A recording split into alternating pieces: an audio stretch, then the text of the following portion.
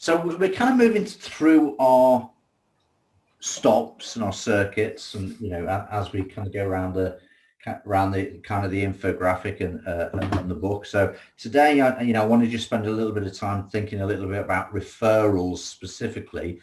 But I do hope that as you're going around, you're thinking about just doing something to improve each of the stops, because of course that's the trick, is not that you crack everything all in one go, but little improvements, and then we keep going around the circuit, not necessarily in the same sequence. The sequence actually doesn't matter, but little improvements each time. And if these sessions and a chapter of the book or something can just spark a little idea to try something, then that's really what we're trying to achieve.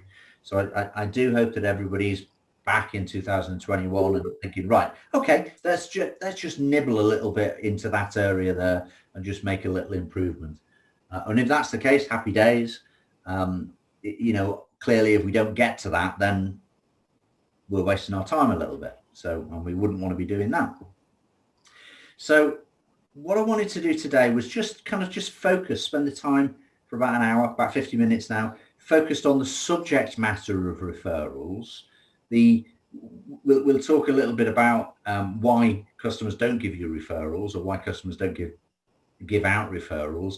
Talk about the types of referrals, and then maybe look at some examples. But who at the moment is receiving a nice, comfortable flow of inbound referrals from either their customers or from people that they come across? Who's got things where inbound referrals is kind of working for them? Yeah, we get most of our business through referrals. Okay, Matt, good, cool. And when you say most of the business, what volumetrically wise, how many are we talking about there, Matt? 80% probably. But is that like 80%? 2 more customers a month, 2 a week, 2 an hour, 2 a year? I guess it's more referrals for new projects with existing customers. So yeah, probably slightly different, but we've got preferred supplier relationships, and then people refer within that organization and therefore come to us without going to competitive bids. Yeah, awesome. Good. So the internal market's working for you. What about you, Keith? What sort of referrals are you generating? Is that coming through, or would you say not really? It's not quite as good as you maybe hoped. Oh, David, was that me you were asking? It was, Keith. Yeah, you in your echo chamber. Yeah. Ben, can you turn your? Thank you. To answer your question, David, if you off? Try again. Echo chamber closed. Okay. To answer your question, our revenues, of course, are carrying on from year to year, repeat clients. Yeah. We do get, as Matt said, we do get follow-on business from clients. Not sure if you class that as a sort of self-referral. And we do get the occasional referral from a client. I guess the biggest issue is the client isn't actively looking for referrals for us and doesn't know what a good referral would be. So there's an education process there. Yeah, cool. All right. Have you read my slides already? Okay, cool. Thank you for that. All right, go on. So what I want to do is highlight something that develops a consistent flow of referrals coming into the business, and then let you pick from that what makes sense to you in your business. It's telling me my internet connection is unstable, but I'm just going to carry on regardless. So we think about this from this point of view just for a minute is, well, why don't people refer to you? If you think about it from their point of view, why don't people refer to you? And a couple of things are the ones that Keith just touched on there. So could be a number of reasons. I just put a few things down on a list. So, hey, look, it could be because your product or service sucks. They don't refer to you because they don't like what they've received and what they've done. I'm assuming nobody in the room is going to put their hands up and say, yeah, actually, that's the reason they don't get referrals. But it is always worth just kind of consider, without getting self-analytical, it is worth just, do customers actually get a good kind of service from us? If not, you can always fix that. That's something that's relatively easy and straightforward to focus on and fix. So we're gonna take that as a baseline. We're going to take that as a baseline. Okay, so why else might they not have referred? Well, they might not have referred because their experience of doing business with you was merely okay. What I'd like to get to, and it's kind of the next little section, is that customers actually have a wow experience when they first do business with you, and hopefully ongoing do business with you as well, so that the referral part of it may not be baked in yet, but it's actually, they're thinking about you as somebody referral worthy. I'm not sure that's a real word, but if we want lots of referrals, we've possibly got to take our level of customer experience from okay to something wow. And we'll look at ways of doing that. And I'm not really talking about the quality of the service and the product that you deliver. I'm just talking about the experience that the customer might have. That might be a helpful thing to build in there. Another reason why people don't refer is, well, they never thought of it. They just never thought of it. It's not front of their mind. They do business with you. They're very happy with that. Even if they have a great experience of doing business with you, they've just never thought of passing on referrals because you've never mentioned it. They've never thought of it, and it doesn't happen. It also might be that they're not. Can I add? Yeah, sure, David. Sorry, David. Can I add another one to your list of reasons? And that is embarrassment. As you know, I'm a hypnotherapist. Yep. Some people don't want to tell their friends and family, and I've experienced this in the past because I've asked for referrals, recommendations, testimonials, and so on from people, and they say, "Oh no, I'm not going to tell anyone I've come for therapy because that's like an embarrassment level from their part, Yes. So, oh no, I can't do that." That's a valid one, and certainly people are embarrassed of using accountants all the time. I'm sure. Me too. I was just about to say that. Yeah, that's a good one, David. And also they may not just be familiar with, or people may not be asking them for referrals. So I was talking with Gary yesterday, and we were talking about, I live in Cheltenham. If he was coming to Cheltenham, it would be kind of obvious for him to ask me, do I know any good restaurants in Cheltenham? Because that's an obvious thing to do. So restaurants probably get a reasonable number of recommendations, referrals, that sort of stuff. It's an easy thing that people are going to be asking, but it's not as frequently. Some of the things that you may do may not be as frequently asked directly from one business owner to another business owner. Hence the reason why people don't refer, because they're not really asked for something that puts the context of what you do, into the right frame. So there might be loads more reasons, but let's just think about that and fix any reasons. And I've got some slides to fix some of the reasons there.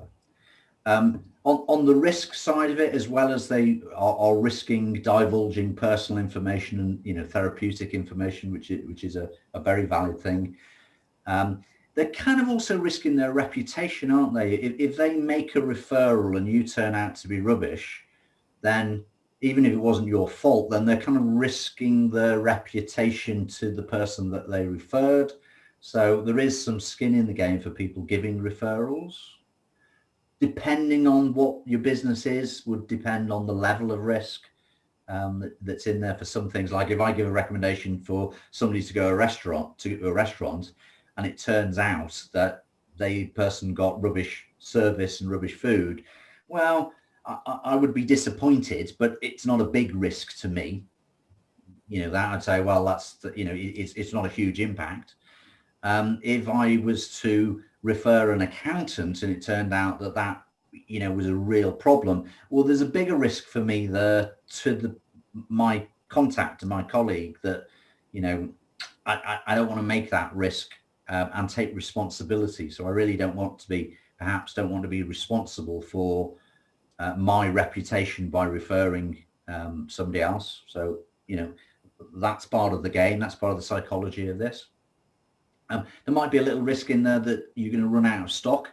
So by this, I mean, you know, if you were, for example, if you're a copywriter and you know you're working on your own, then you may not get that many referrals because actually I don't want to refer you because I want you to just be available to me to do my stuff. And if I refer you to lots of other people, you may not be available to me. And, you know, if you're referring smaller businesses, perhaps that comes into the equation somewhere there. So all kind of things that need to be, you know, maybe thought about, maybe considered as we're going through this process. Okay, so let's just get ourselves in the place where we don't have any barriers to referral as quickly as possible. And I really want to just dwell a little bit on this, which is the difference between doing business with somebody and it being totally acceptable. It's no problem whatsoever. I've contracted with you, I've done business with you, I'm very happy with the service, but you just did what you were supposed to do. You didn't make me say, wow. You merely did what you said. Well, actually, people doing what they said might be a little bit of a surprise, but it still doesn't make me say, wow. So there's that kind of little bit of a thought process in there. And kind of years ago, I used to do a little bit with dental practices, as you may well have heard me said. And one of the little things that we used to do was what we call Project Wow. So we'd get everybody together and say, right, okay, if we had a budget, let's say we had a budget of £100 a month, how would you spend £100 a month on silly things just to make people say, wow, just to make your patients in that case, but customers say, wow. You know, and I'm only talking, maybe you can spend a whole £100 on one individual customer. Maybe you spend it on a few different customers. I guess it depends on the level of spend that each of your customers has as to what budget you might want to set to this and how many people you want to say to wow. But if you just think about it, how might we make people who buy from us, let's say for the first time, how might we make them say wow? And that's a question to the group. Anybody got any kind of thoughts? It's going above and beyond their expectations. So I mean, relating it to my business, the expectation of my customer is that we'll fill their jobs. Okay. But to go above and beyond, we could, you know, reduce labour turnover. We could improve the onboarding experience. We could, you know, do a lot of extra things that they didn't necessarily engage us for. So I think just exceeding what they expect at a base level is quite good. Yep, good. Thank you, Jamie. Keith? I say it's not so much a matter of going beyond in terms of doing extra stuff they're not paying for, but it's making sure you do what you are being paid for well. So if you can do it faster than they expected, for example, and you make sure you communicate properly backwards and forwards with the client, it may be something you're not being used to. Yeah, good. Any other thoughts from anybody else?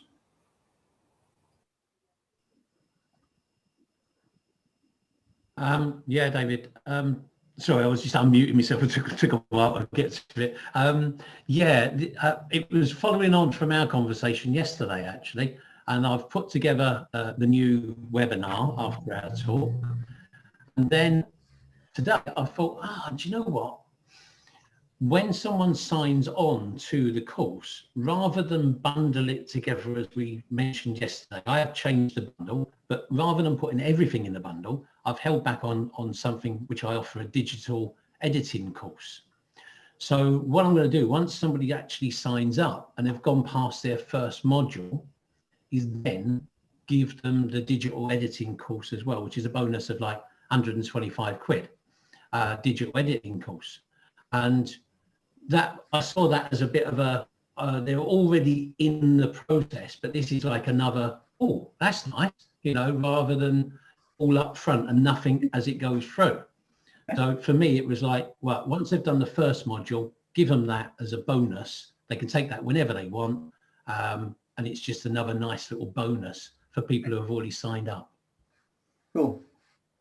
Matt, have you got a kind of a thought on this? Yeah, I mean, it's a similar sort of angle of their expectations, but it's perhaps doing something that they didn't even envisage was possible beforehand. So, giving them an idea or giving them a solution that they thought. Okay, cool. You will go through in a bit of why, whatever that might be, and they've learned through that, and they'll do it differently and do it, above beyond what they were, I guess, expecting. It's and we're all, because we're business people, we're thinking in the paradigm of the business and our services. But let me just kind of give you some sort of ideas that I've seen people do, you could do. And what you'll notice if you look, I know the print on the screen is going to be really quite small depending on the size of your monitor, but it's amazing how the little things can make the difference. So yeah, absolutely, I need to deliver what I say I'm going to do. It might be surprising that I deliver above and beyond, but I'm still not necessarily sure that that would make the customers say, wow. But maybe it's just something as simple as send them send them a book. If you're having a conversation, you're doing something, and you send them a book as a gift. So it's kind of the gifting idea. Even send them a bar of chocolate. When I worked in the dental practice, what we used in the dental business, what often used to happen if somebody had like a smile makeover, the next day the patient would get delivered a bunch of flowers. Now, there's nothing clinical in that. It's nothing to do with the quality of the dentistry, but for the patient who was feeling a little bit sore after treatment, there was a bunch of flowers. The treatment, I'm talking the treatments were generally to females, and therefore the bunch of flowers was probably better received than it would have been to a male, but not necessarily all females. But it's just sometimes it's the little things that actually, if you give away a bit of extra service, it might, although it's free to you to generate because it was service, they might have bought it for 200 or 300 quid.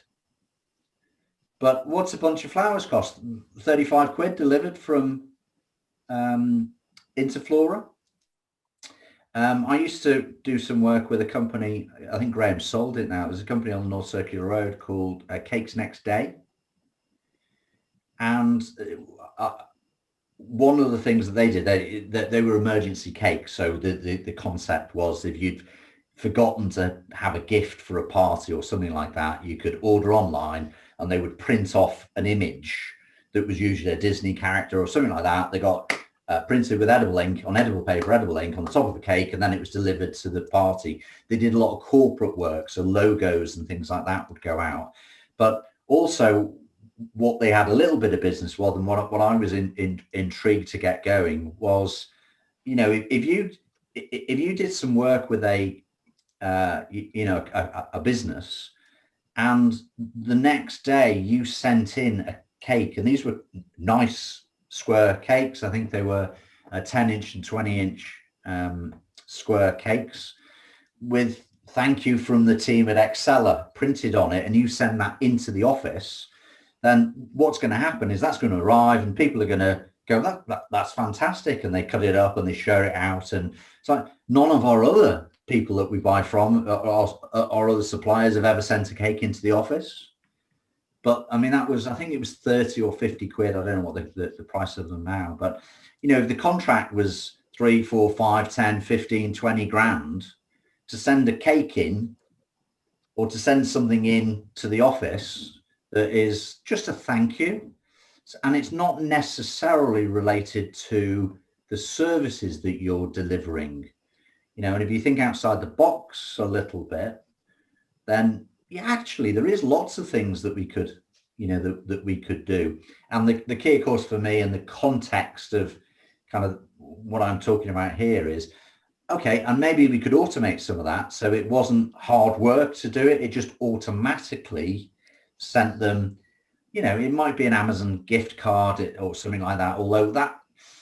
Although I do like receiving Amazon gift cards, I would say, wow, if I got a cake or a bar of chocolate or something like that, more than if I got an Amazon gift card.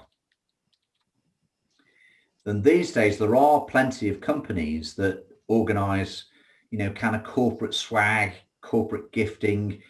I get from Keap in the States periodically. I've just eaten some. I get things that they send through, and they use a company called Sendo, I think it is, that they use, that makes the delivery, and therefore it's easier for them to do it. But it's just that little personal touch, maybe, that you could find a way of doing that would make your customers say, wow. Does that make sense? All the black screens are nodding. It's not necessarily the business thing that makes me say wow. It's the personal touch, which might be less expensive than the business thing.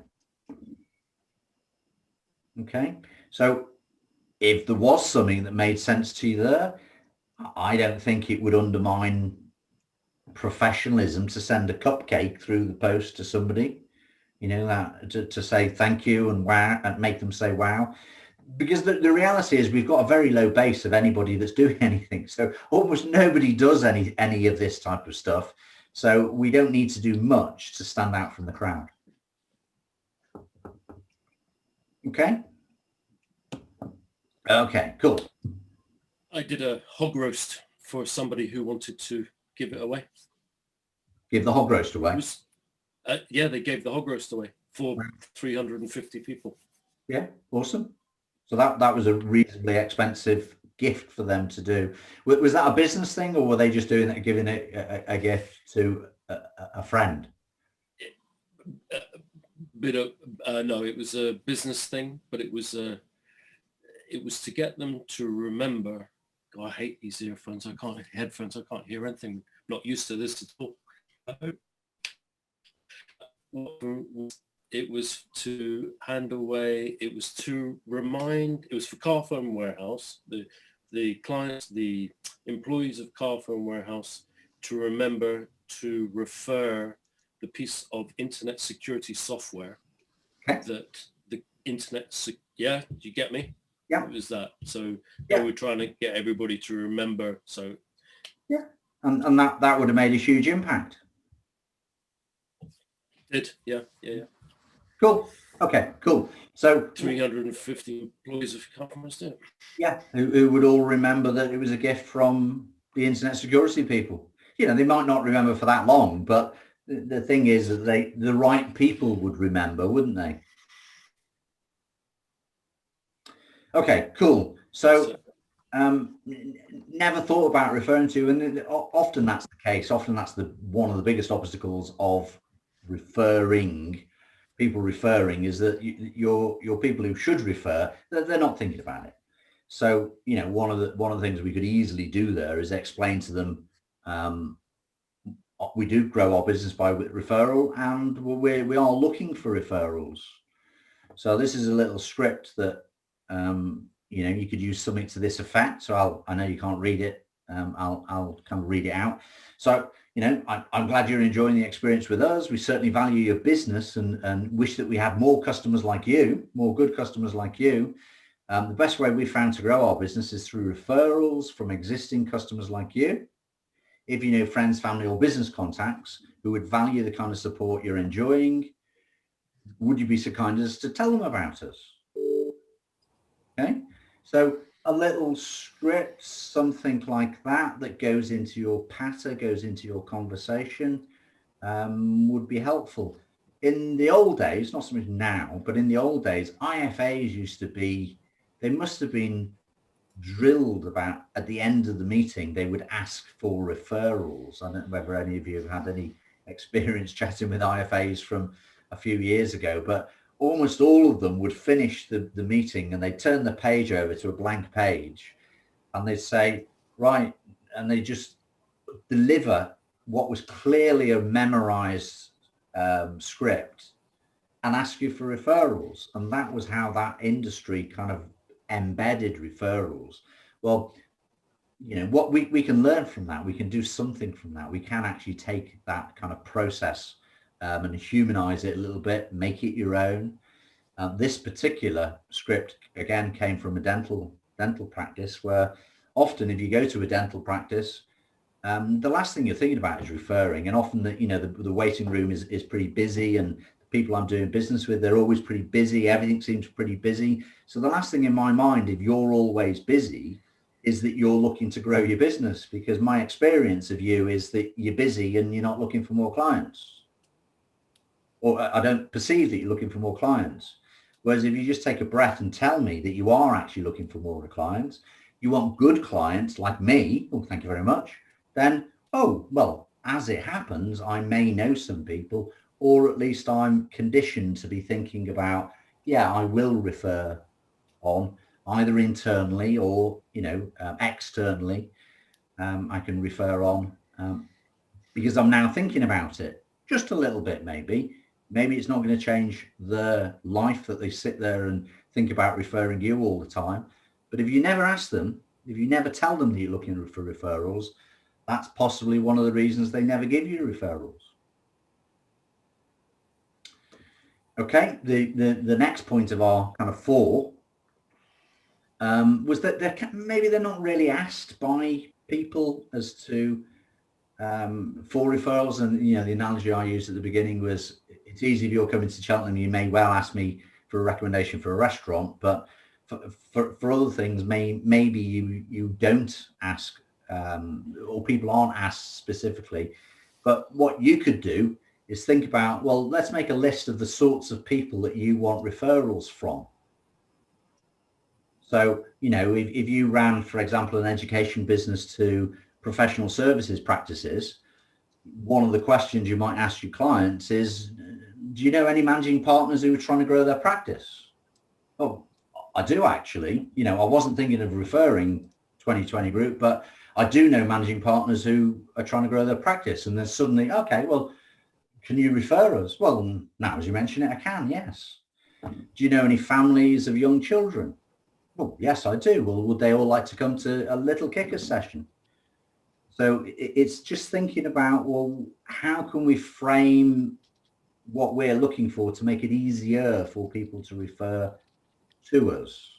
And if we've done the work to just think about, yeah, they may not ask specifically for somebody that can do hog roasts, but they may, hog roast is a corporate gift, but they may, do you know people who are looking to supply corporate gifting on a fairly large but unusual scale? And it's who would do that? Do you know the managing partner of a particular practice that wants to do such and such? As it happens, I do. And that's where the referral comes from. Does that make sense? I'd say that was a yes. Yeah. I know you used to do BNI. Yeah. Yeah, I mean, that's a good way. It was like, not only is BNI kind of an interesting organisation. I mean, it's Marmite, isn't it? So some people like it, some people hate it. But what they have done in BNI is they've thought about this a lot. So in the resources section, I do mention Ivan Meisner's books. There's lots of material that BNI have generated over the years, which is good thinking material and how to go about generating referrals. And because of the nature of BNI, for those of you that are familiar with it, and for those of you who aren't, BNI is a kind of a referral business club, probably a way to describe it. So they're continually trying to train people on how to get more referrals. So they do have some excellent materials that are worth getting and reading and understanding. Even if you don't want to join a BNI chapter and go to BNI, their materials are pretty good. Cool. Okay. Does anybody have a kind of like a formal or an embedded referral program in their business at the moment? No? I've got a referral program, yeah. Okay. And how, so you offer that to your contacts and you're financially rewarding them, are you, if they give you referrals? I've got a marketing campaign set up around it, but I enter them into a quarterly prize draw. So even though I do get referrals, I don't think any of the referrals have actually come back for me directly asking. It's been people that have just done it off their own back that have worked with me, funny enough. So I don't know why there is that strange correlation. You would have thought if you're asking for it, they would go, oh yeah, but no, it's more of an afterthought. Oh yeah, I remember working with Jamie. So it hasn't necessarily worked out as intended, but it's something I'm going to continue to use because I guess in the long term it may reap dividends. So yeah, and it's a great point because I think referral programs are pretty tricky. They're pretty tricky to execute. I think they kind of fall into broadly 3 categories, which I put on this slide. So you've got kind of the partner referral program where it's kind of a business partner type relationship. So I'm a partner of Keap.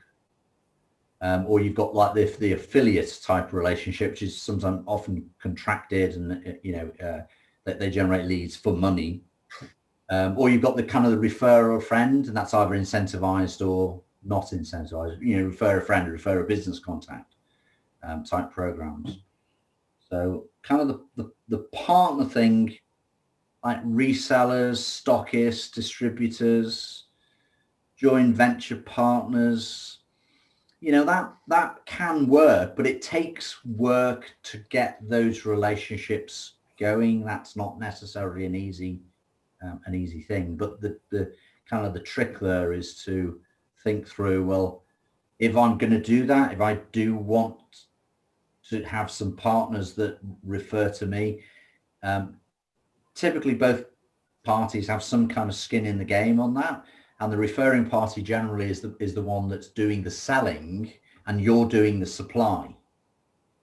So that kind of does work absolutely fine for, in a number of industries. I mean, software industry at work, that's how it works. Stockists, distributors, there's lots of this type of relationship out there.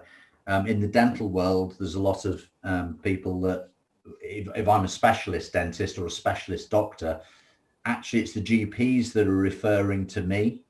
But in those cases, it's probably not a contractual relationship. It's more of a casual, incentivized relationship. But that's one way of thinking about it. The other way of thinking about it is, well, are these affiliates? I don't know if anybody's ever been involved in any affiliate marketing or looked at that industry at all, but it's a fairly big industry. If you go to ClickBank or Commission Junction, you find products that massive volumes, fairly significant money is driven through the affiliate relationship, and somebody's designed a product or service that they're selling through affiliates. So if you're selling through affiliates, then it's usually you that does the selling. What the affiliate's doing is driving the traffic. So in order to get good affiliates, you really need to have a very strong track record in sales and closing. So I do get lots of people that ask me if I would refer or work as some kind of affiliate, and they offer me money, and I'm like, the amount of money that I'm going to earn out of these that would, compared to the amount of money if I focused on my own business, is so small, I'm not bothered to do it. And then, when people ask me to comment on it, to refer them, I say, well, show me your landing page. Show me your landing page, and I'm going to fill it in and see what happens. Because if your landing page and your follow-up process is not robust, I'm not going to earn any money out of sending traffic to your page. So I'm just not going to do it, because I have a list of people who want me to send traffic to their page. So if you go in the affiliate route and you're thinking about the affiliate route, you've kind of got to get your own house in order. Otherwise, your affiliates are going to get fed up pretty quickly that they send traffic, which costs them a bit of money, bit of skin, bit of reputation, and you're not good enough at closing the deal. So why would they do that? And indeed, they don't do that. They drop out pretty quickly. But But if you did want to look at some really good affiliate driven funnels, if you go to ClickBank and just sign up, or Commission Junction, there's loads of products, and you can see how much products, lists of rankings of products that sell. And you click on it and you'll go to the landing page. So if you ever want a lesson in landing pages and funnels, go into ClickBank and see who's the best performing in a particular category. Click on it and go through the funnel, and you'll see these guys are insanely good at driving funnels. What you probably notice is the funnels look a bit, it's slightly ropier than you would think, but they have very high conversions on them, and they've done the maths to make sure that the person selling the product's making plenty of money and the affiliate's making plenty of money. So we don't need to invent your own. You could just go and look at these and steal their landing pages and their processes, or see what they do. Supplement markets and those types of things, they sell billions of dollars worth of supplements through the affiliate model. And if you look at the landing pages and how it works, and if you log in and what emails do you get, and it's not that you're selling supplements, but you're actually looking at, okay, this is what these guys are doing. How am I going to adapt that to my particular business, and just steal the ideas from them. Okay, the final one on there, you've got the refer a friend, refer a business contact. So you've got incentivized and more of the casual type relationship. So let's just have a quick look at a couple of the things that have been used as incentives. So if you look at PayPal, so they don't do it anymore, but when PayPal started, if you got a PayPal account, they gave you $20 into your PayPal account. So they were giving you product, and because they're a bank, their product was money. They were actually paying you to become a customer of theirs. And then if you referred somebody, the person being referred got $20 and you got another $20. So you could sit there and you could actually make money just by referring all your friends to go and get a PayPal account. Okay, but that's what PayPal spent something in the region of $60 million doing that in the early days. They were VC funded, so VC funded people tend to do crazy things, and that was, it worked, so it wasn't crazy. If it hadn't worked, it would have been $60 million that didn't particularly work. But that was an objective for them to get market penetration into the transaction market, I guess. So that's what they did. Dropbox, similar kind of thing, but they didn't give away money. They gave away product again. Their product was storage. So lots of you will have seen this. I don't know whether Dropbox still do this, but refer a friend and get some more storage in your Dropbox account. That's fine. It works. It's very low risk. It's dead easy for me to put an email address in there and click send, and then I know that the person gets an email from Dropbox that says, hey, David's recommended you to have a look at Dropbox. If you do, I think they give away something like 3 gig of space when you set up your account, and I get 250 meg added to my space as we go through. That model worked extremely well for Dropbox. Airbnb. So if you sign up for Airbnb, again, I don't know if they still do this, but you would get $25 when you take your first trip. And if you sign up with your property, make your property available, you get $75. Because again, what they're driving is usage on the platform there. So they've got like a double-ended referral program. So they do that. If you want to see the mechanism for how they do it, just go to the sites and click on it and follow it through. It's very very easy.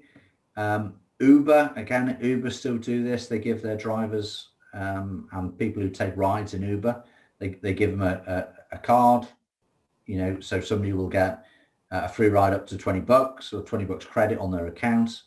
And then the other side of it is they want drivers. So if you're an Uber driver and you refer another Uber driver, I think you get $500. But if that Uber driver rents a car from Uber to be their Uber taxi, then you can get up to $2,250. So they've got fairly big incentive programs going on to drive usage. and then the Tesla's one. I haven't got any screen grabs from Tesla, but what Tesla do is if you refer a friend who buys a Tesla, you and the friend get $1,000. And in the early days, what Tesla did, which is quite interesting, was because they have real advocates of Tesla owners. So if you refer, you go onto the advanced sales list for the next model. And it was pretty much the only way that you could get on the advanced sales list for the next model was to make some referrals, which is quite clever. So they were driving, forward demand for, I don't know what a Tesla costs, $50, $60, $100,000, that sort of figure for a Tesla. I know they're trying to bring the price down now, but in those days, that's kind of the figure it was. And again, it was very, very effective for them. So it's pitching the right thing. We talked about professional practices. So what a lot of dentists who are specialists will do is they make sure that the general practitioners will know what they do and the work they do, and they'll very often host in their practice, they'll host cheese and wine education evenings, and they'll send hampers out, and there's no financial transaction because that they would consider that a little bit unethical, but they grease it, they make sure that the people who are referring to them are nicely rewarded and appropriately rewarded just with nice things. The specialist dentists work that way. I don't know about the specialist recruitment agencies may well work that way from other recruitment agencies. I don't know whether the market does that or whether everybody fights over every bit. Accounting practices that have specialist things that they specifically want specialist things that, they could have a small number of referral practices, general accounting practices referring into them. It might be there's some things that you specialize in that other people would happily kind of refer to you. Maybe making it formal actually undermines the relationship, because if I tell Keith that I'll give him 500 quid if he refers people to me, he might do one or two, but it's not enough money for him to be that bothered and interested in it. Whereas if he likes me and is getting good service and I send him a hamper at Christmas and that sort of thing, the relationship is probably stronger than the referral incentive. Okay, so on the incentivized bit, the incentive needs to be something that is of value to the referrer, something they value in order to do it. It may be your product service, or it may be cash, it may be a financial reward, but as long as it's something that's they value. For the casual referring, it's more the relationship. I think the value of the relationship is stronger than the value of anything you're likely to be able to incentivize. So, and the point at the bottom is that the referral incentive, the incentive modifies the existing behavior. So if you've got the existing behavior is that you are referable, people will refer you, then incentivizing is incentivizing the behavior, which can then kind of multiply things. But if you're not referable and people don't think about referring you and they don't want to refer you, then it doesn't matter how much you offer them, they're still not going to refer you. We have to kind of fix those basic things at the beginning first in order to then think about putting some incentives behind it. I hope that makes sense. So a question for you. I mean, I know it's only the beginning of January, but this year, has anybody received any referrals so far this year? Yeah, I had one yesterday. Day before yesterday, David. Okay, awesome. Anybody else? I received one today, actually. Okay, good. Awesome. How many referrals have you given so far this year? None. David, that's actually a far more important question, because if you want referrals, you should be actively looking to give referrals. especially if you want to give referrals to your clients. Yeah, I think that it's a demonstration of being a referrer. I mean, BNI do talk about this as givers gain in the BNI terminology, in the BNI world. But it's an important thought. If you just want people to give you referrals, and then somebody says, well, how many referrals have you given out this month? None. Well, if you're not giving out referrals and you get back the same number as you give out, surely that's the way the universe kind of works. So do you need to be a referring type nature in order to get more referrals back in? It's an interesting thought, isn't it? Mm. One of the things we do is when we first take the client on, part of the take-on process is to talk about referrals for us, but also I tell them it's up to you to educate me as much as you can about your business so I can watch out for possible referrals for you. Yeah. So you've got to let them know they've got to take an active part in it, and that's building the relationship. Yeah. And it is, I believe, genuinely for most of us, the relationship is the first thing to fix. The wow and the relationship and the strength of the relationship is the first thing to fix.